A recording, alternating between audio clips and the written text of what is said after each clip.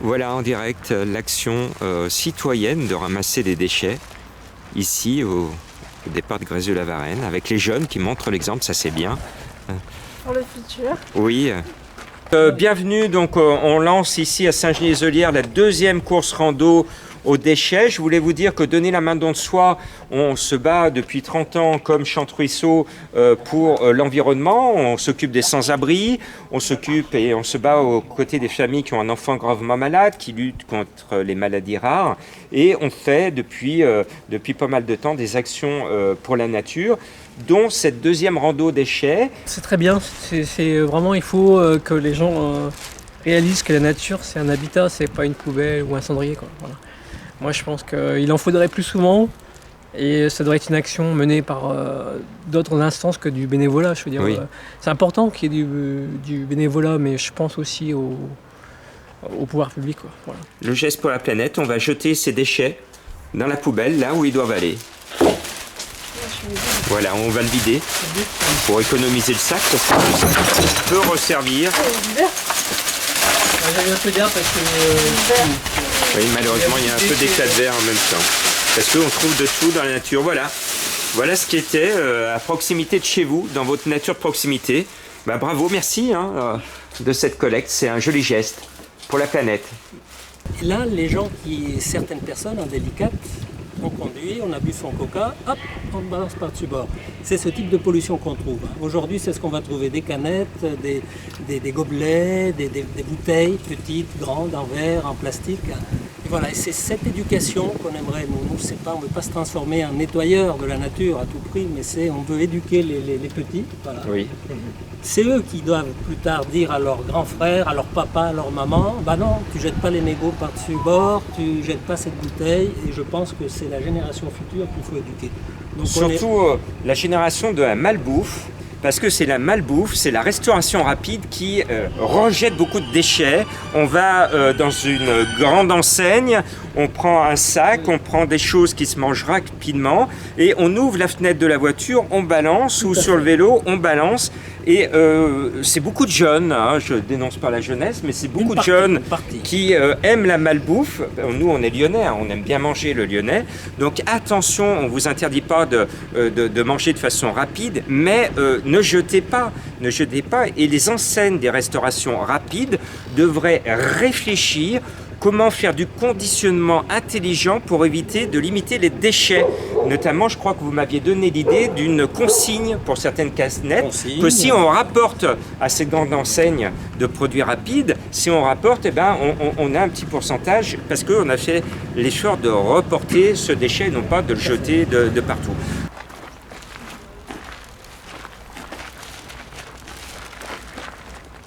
Vous avez trouvé cela où exactement? Dans quelle nature? Tout le long du chemin de la voie piétonne et cyclable. Ah très bien, la voie verte. Voilà, la voie verte qui part de l'avenue Marcel Mérieux. Très bien, ben on va jeter tout ce qui était sur une voie verte pour les piétons et dans la poubelle des déchets qui ne devraient pas être sur cette voie verte ici à Grézieux-la-Varenne, qui fait une liaison entre Grézieux et Vaugneray. Regardez. Voilà, merci pour ce geste citoyen. Alors nous, on le fait, et ça c'est très important, on est dans la même vibration que Chante-Ruisseau, sans subvention. On ne veut pas dépenser d'argent des institutions, il faut qu'on soit vraiment tous unis sans avoir cette valeur monétaire de dire bah, ils font ça parce qu'il y a une subvention. Non, on fait ça parce qu'on a vraiment l'amour de notre planète. C'est de créer une journée récurrente qui va être en vibration toutes les années à la sortie de l'été. Pourquoi à la sortie de l'été? Parce que c'est l'été où on va en pique-nique, où on sort beaucoup plus dans la nature, on part du pique-nique, on laisse la plupart des déchets dans la nature, on fait plus de vélo, on sort, on balance tout dans la nature. Donc pour nous, c'est une vertu de faire cette course rando à son rythme, à la fin de l'été pour ramasser les mauvais gestes de l'été qui sont beaucoup plus nombreux que le temps normal. Allez, c'est parti. Voilà. Plus la bouteille. Ce n'est plus dans la nature, c'est la vocation de cette course rando. Ouais. Ça aussi. Alors vous les jeunes, le fait de ramasser les déchets, qu'est-ce que vous en pensez? C'est important pour votre avenir? Ah bah oui, il faut laisser une planète propre pour les futures générations. Hein. Oui. Même pour nous, hein. Parce qu'après, on n'a peut-être pas envie de vivre dans le même monde. Il y a des urgences, mais il y a celle-là aussi. Oui, l'urgence de ne plus rien laisser traîner sur la planète, des déchets humains tout simplement. Oui. Tout à Merci, bravo. Alors, bonne rando aux déchets. fait. Merci beaucoup. Au revoir. Merci. De faire connaître notre nature, la faire aimer pour la protéger, quoi. Voilà. Et donc le nettoyage, on connaît, ça fait 25 ans qu'on fait des nettoyages de ruisseaux, de chemins, avec des équipes bien plus importantes que celles d'aujourd'hui. Le plus gros a été fait.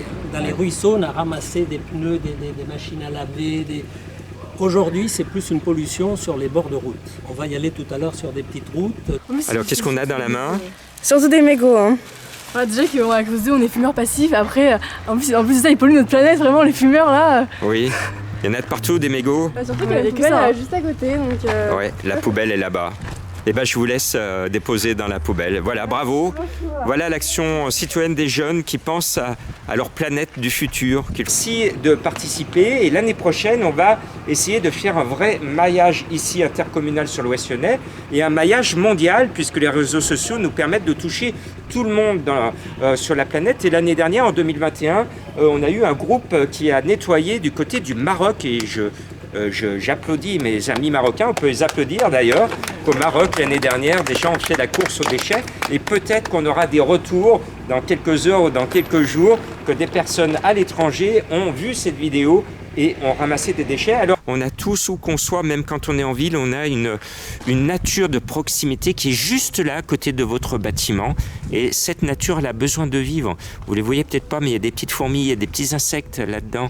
Et puis des fois, il y a une petite souris qui passe. Il y a un chat, un miaou.